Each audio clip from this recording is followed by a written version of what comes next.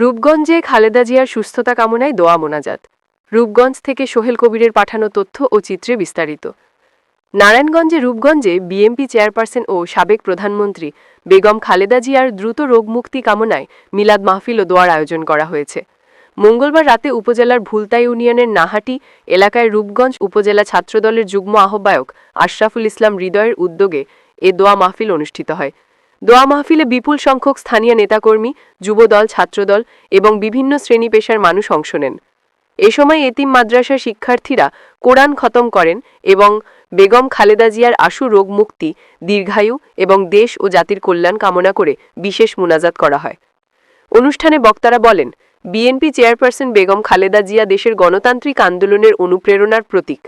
তার অসুস্থতায় দেশের সর্বস্তরের মানুষের মধ্যে গভীর উদ্বেগ সৃষ্টি হয়েছে। রাজনৈতিক প্রতিহিংসার শিকার হয়ে দীর্ঘদিন ধরে তিনি নিগৃহীত হয়েছেন। তাকে উন্নত চিকিৎসার সুযোগ না দিয়ে অবরুদ্ধ করে রাখা হয়েছে বলেও তারা অভিযোগ করেন। বক্তারা বলেন, গণতন্ত্র পুনরুদ্ধার ও মানুষের ভোটাধিকার প্রতিষ্ঠার সংগ্রামে বেগম খালেদা জিয়া সবসময় অটল ছিলেন। তিনি সুস্থ হয়ে দ্রুত জনগণের মাঝে ফিরে আসবেন, এটাই আমাদের প্রত্যাশা। তাকে সুস্থ দেখতে চায় দেশের কোটি মানুষ। দোয়া মাহফিলে উপস্থিত ছিলেন রূপগঞ্জ উপজেলা ও ইউনিয়ন বিএনপি, যুবদল, ছাত্রদল, স্বেচ্ছাসেবক দলসহ সহযোগী সংগঠনের বিভিন্ন পর্যায়ের নেতাকর্মীরা। মাহফিল শেষে অসহায়দের মাঝে তবারক বিতরণ করা হয়। গণতন্ত্রের জননী এক মহিয়সী নারী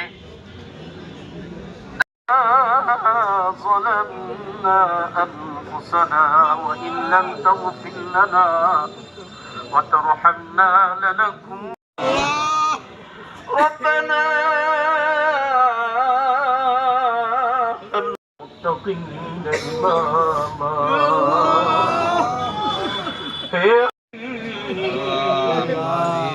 سبيل المدينة অসহায়ের সহায়তা শক্তিমান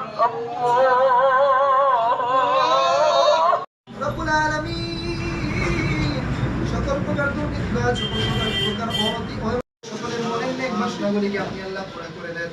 রব্বুল আলামিন যে দোকানটি উদ্বোধন করা হচ্ছে আল্লাহ পরিপূর্ণ সেবায় আজিলা কামিলা নসিব ফরমান।